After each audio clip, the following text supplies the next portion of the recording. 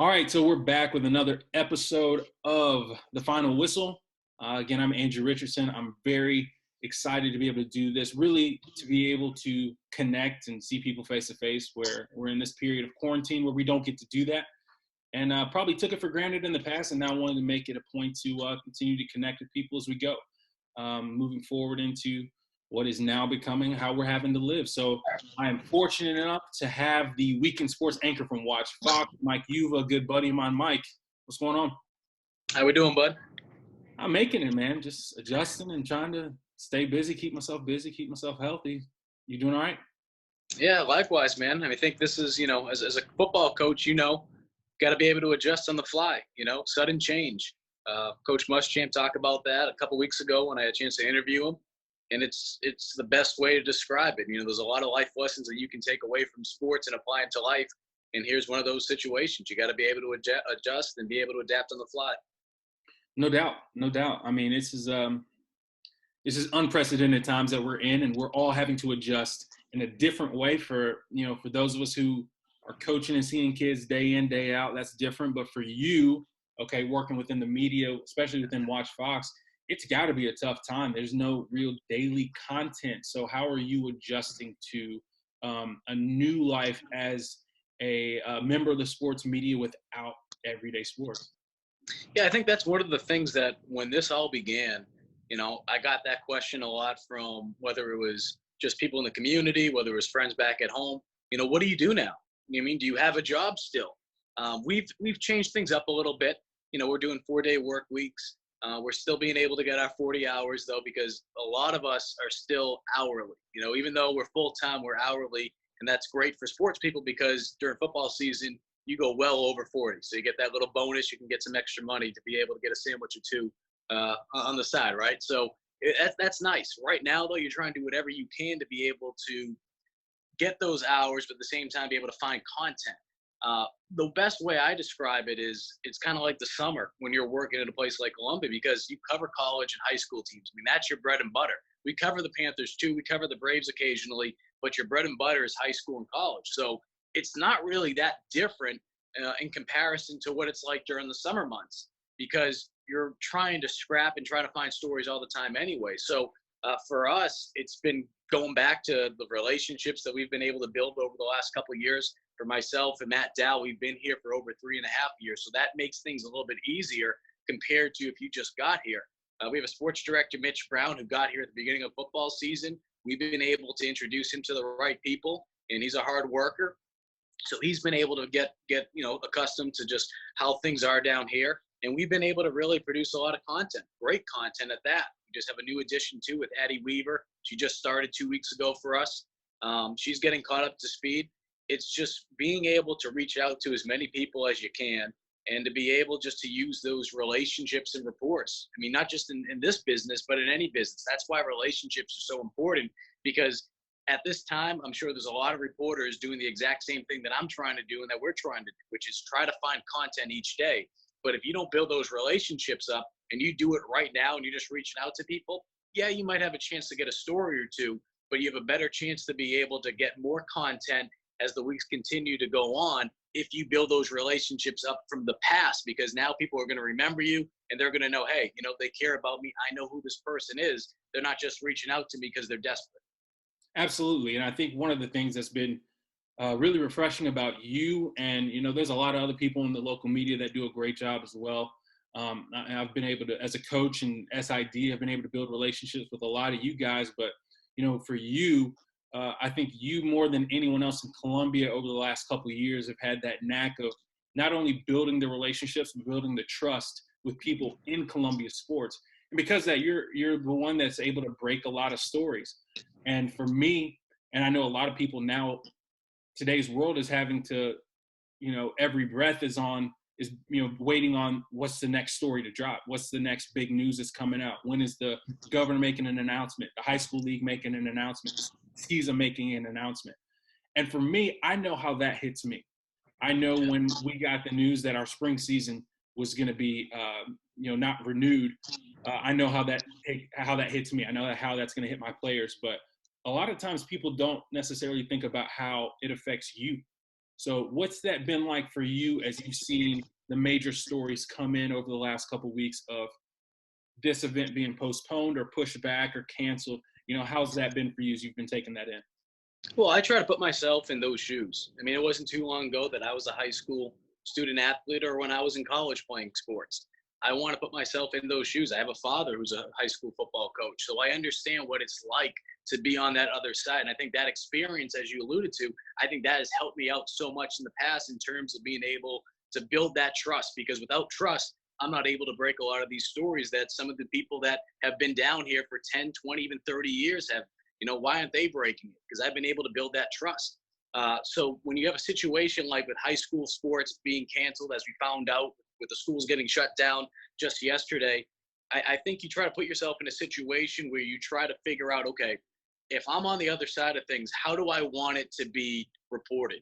So you can still be able to do your job, but do it in a way that you are understanding instead of just getting the story out there and saying, all right, things are done. I try to be more positive with it. I try to be more optimistic that, yeah, there's a good possibility that sports aren't going to happen this year for high school athletics. I get that. But what good does it do if I come out and say that right away? What good does that do? Why not be optimistic?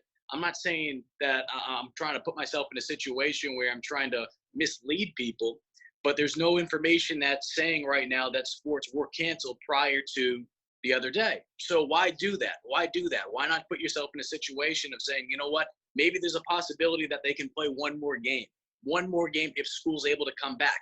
Let's kind of hold off a little bit. And that's what the South Carolina High School League did. I know Skeeza was doing the same too. Why announce things and say things are done for certain when we don't know if school's going to come back? Let's see. Let's just wait a little bit. So I think especially during a time like this where you're trying to create stories, you're trying to find stories, you just got to be able to take your foot off the pedal a little bit, because it's so easy to just put your foot down because you're trying to create that content. It's not about you. Yes, you want to be able to help your station, but you got to realize it's the community and the people that you're trying to report to. So just slow down a little bit, take that foot off the pedal, and be able to gather as much information as you can. And of course, unfortunately, yesterday, as we learned, we know that now there won't be any sports because schools are shut down in South Carolina. Absolutely. I think you hit it perfectly. We're all in that situation where we've had to adjust to the news and prepare for what's new.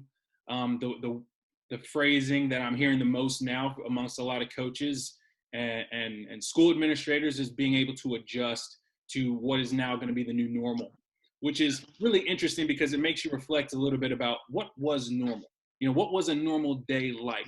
For us, we had lost probably a third of our days so far that's this spring to weather. So the normal hadn't been what the normal had been a year ago or 5 years ago.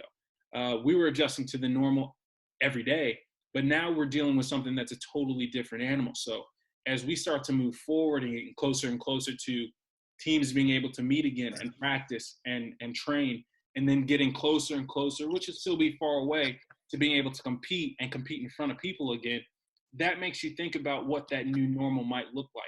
So if you were not necessarily a guessing person or whatever that may be, if you were to anticipate what a new normal might be like, what's that going to be for you, and what do you think that does for the larger landscape of athletics? Yeah, when I try to compare it, and I know it's a little bit of apples to oranges, especially for some of the high school students, they might not truly understand this, but I try to think back to 9/11, just how much that changed the world, right? You go to the airport post 9/11, it's much different than what it was like going to the airport before 9/11. There's much more security. So, I understand that it's apples to oranges, but I use that because I try to figure out, at least in my time, my lifetime, what is something that I can compare it to where something has just changed so much dramatically. And of course, this will impact so many people.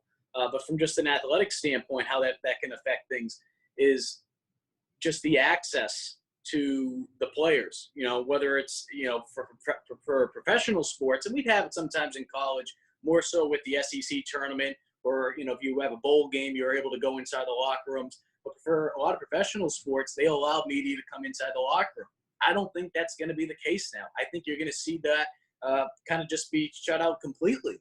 I think you're going to see more phone press interviews. I think you're going to see more Zoom interviews. I think you're going to start seeing things because SIDs, ADs, coaches, they're going to be able to kind of all talk together. They're going to try to figure out things like, okay, what do we need to do to be able to protect our student athletes, or from a professional level, just protect our athletes at that level.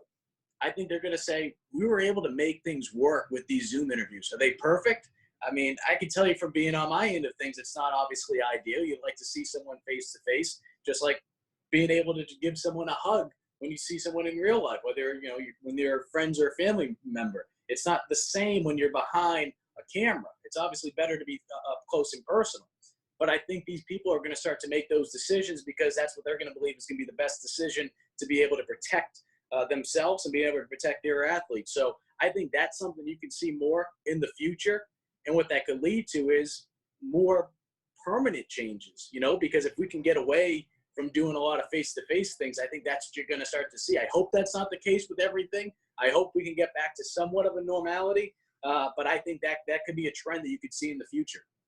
I certainly think that trend is a possibility and likely. Just sitting here listening to you talk about that, and I don't want to, discount any local, media members, but when I think of the people who I've had quality face-to-face interactions with over the years, your name comes to mind. Lou Bajak from the State comes to mind. Josh Cruz from the Columbia Star comes to mind. And obviously many others, but you three in particular, we've built relationships. And in doing so, you've been able to build relationships with our teams, our programs, and our athletes. This is a really difficult time. For me, being a spring sports coach at Heathwood, I've got 3 senior athletes that I won't get the opportunity to coach again. So being able to communicate and talk to them is more difficult than it would be in any other scenario. Not necessarily all scenarios, but most other scenarios. I know for you, you've built relationships with a lot of the local coaches, a lot of local student athletes. So again, this is going to be broadcast. I'm going to put this up on YouTube. We'll have a page for all of these interviews. It'll be shared on social media, Facebook, Twitter, Instagram. But this is a public opportunity for you, beyond what you do on a day in, day out basis with Wach Fox, to kind of say something to the local coaches, the local student athletes. If you had one message, one thing you wanted to share with them, what would that be?